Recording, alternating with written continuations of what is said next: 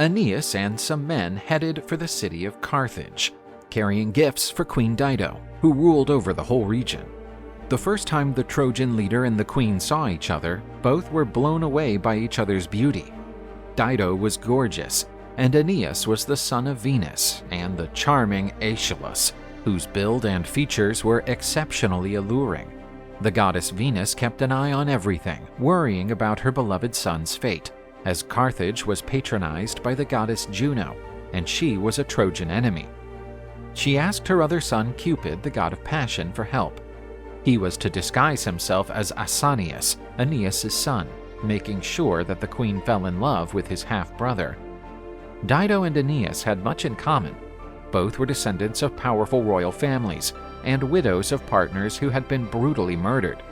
They too ended up in exile with the mission of founding a great civilization.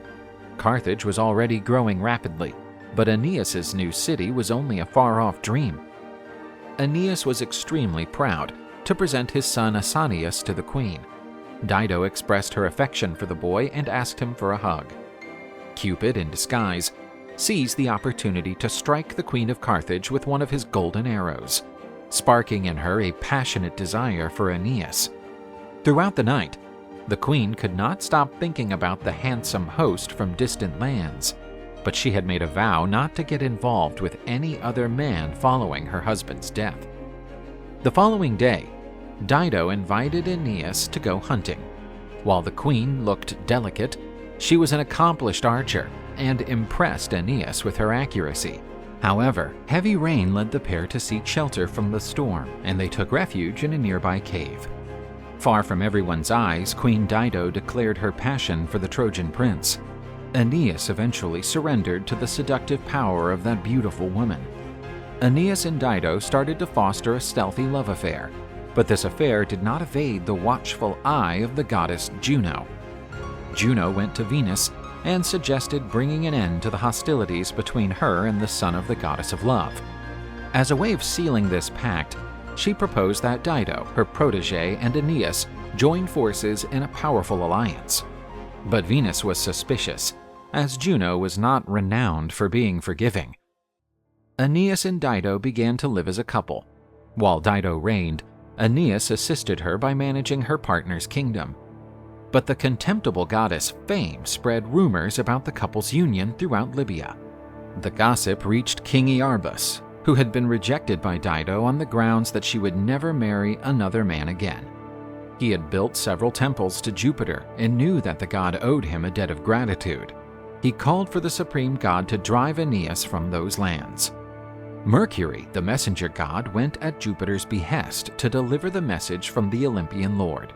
He ordered Aeneas to abandon Carthage as soon as possible, as his home was not there, but in Italy, the land promised to him by the gods. Aeneas enjoyed living alongside Dido, but he knew it was his duty to establish a new kingdom for his son and people. The Trojan leader commanded his men to make discreet preparations for their departure, so as not to raise suspicions. However, Dido was no fool and spotted the strange goings-on and challenged Aeneas.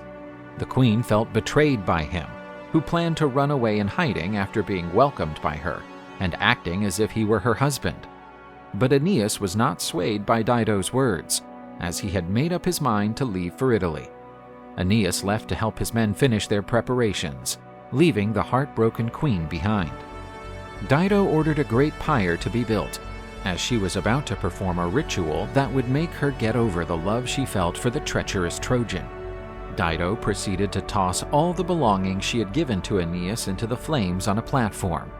To everyone's astonishment, the queen took the sword that had belonged to Aeneas and pointed it at her stomach. She cursed the Trojans and stated that it was the people of Carthage's duty to be eternal enemies of those descended from the Trojans. Having mortally wounded herself with the sword, Dido flung herself into the burning pyre in front of her. The people of Carthage never forgot this harrowing sight.